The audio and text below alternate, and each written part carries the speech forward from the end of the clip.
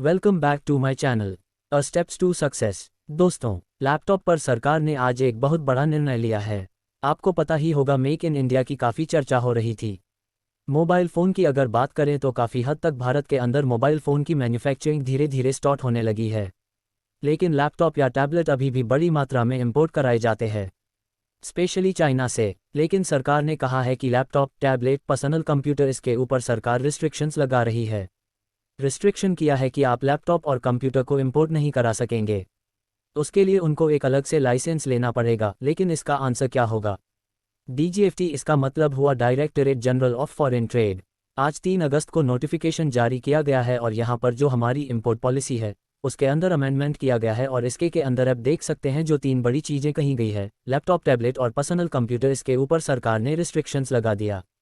Restriction का मतलब यह है कि जैसे कि मान लो कोई लेनोवो हो गया, एप्पल हो गया, ये सब लैपटॉप जो बाजार में बिकते हैं आज के डेट में भारत के अंदर, इन सब को अभी के लिए इंपोर्ट कराया जाता है।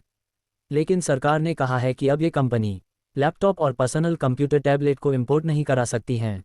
हम नहीं कर सकते, उनको यहाँ पर लाइसेंस लेना पड़ेगा। मतलब बाजार के अंदर एक काफ़ी बड़ा भूचाल जैसा आपको देखने को मिल सकता है। यहाँ पर कुछ एक्सेप्शन, चलो मैं आपको बता देता हूँ। अगर आपने अमेरिका जा रहे हो तो नियम है कि आप एक लैपटॉप, एक आईफोन आप पर्सनल यूज़ के लिए खुद जाकर ला सकते हैं। फिर इसके साथ क्या होता है कि भारत में भी कई बार रिसर्च एंड डेवलपमेंट के लिए, टेस्टिंग के लिए, रिपेयर के लिए, बहुत सारे रिसर्च एंड डेवलपमेंट जैसी चीज़ों के लिए लैपटॉप और टैबलेट की आवश्यकता पड़ती है। तो उसके लिए रिलैक्सेशन किया है और कहा है कि 20 इस तरह के मंगाए जा सकते हैं, सिर्फ इन्हीं चीज़ों की यूज़ के लिए, बेचने के लिए नहीं। और अभी के लिए सरकार ने अपने नोटिफिकेशन में ये कहा है कि यह जो कंपनी अभी तक खुले तौर पर मंगाया करती थी वह नहीं मांगा पाएंगे जब तक उनको सरकार से लाइसेंस नहीं मिलेगा। उसके रॉ मटेरियल की बात करें तो अभी भी मंगाया जा सकता है। यहाँ पर जो पूरा का पूरा इंपोर्ट किया जाता है, पूरा पीस नहीं मंगाया जा सकता। मोबाइल फ़ोन में भी देखोगे तो सक्सेस भारत को आज के डेट में मिली है।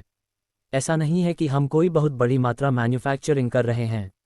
मोबाइल फ़ोन का इसमें भी क्या हो रहा है, जितने भी पार्ट्स ही कई सारी चीज़ें हैं उसको लाया जाता भारत और फिर उसके असेंबली की जाती है और फिर यहाँ पर भारत में बेचा जाता है।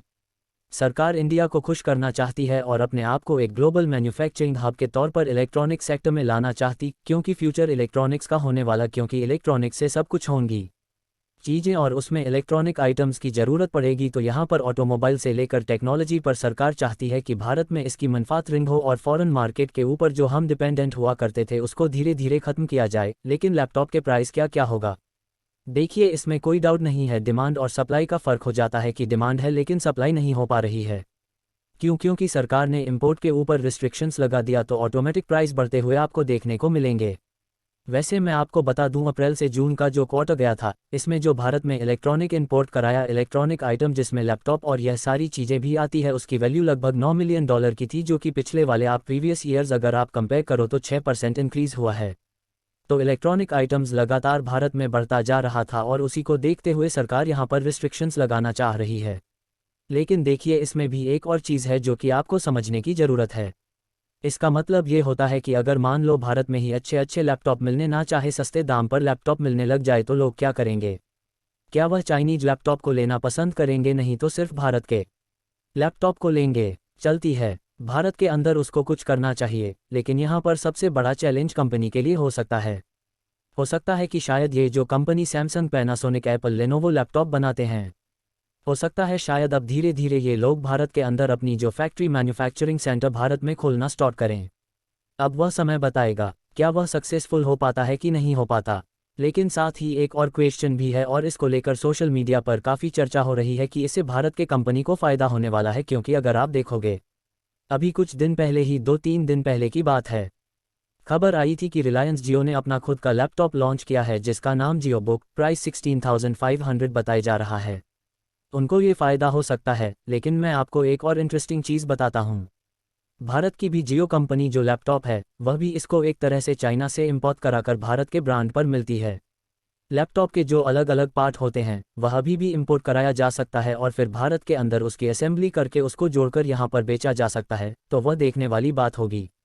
एप्पल लैपटॉप का इनके लिए यहाँ पर चैलेंज होगा। लेकिन प्राप्त एक और चीज़ आपको समझने की ज़रूरत है कि कल की बात करें, ये धीरे धीरे भारत में अपनी मैन्युफैक्चरिंग स्टार्ट कर देते हैं, तब तो ठीक है, इनके लिए मुसीबत नहीं आएगी। अब देखना होगा ये कितना हाथ सक्सेसफुल हो पाता है, नहीं हो पाता है। इस वीडियो के माध्यम से आपको ये जो खबर आई थी उसके बारे में डिटेल से पता चल गया होगा। Please like and subscribe my channel. Steps to success. Thank you.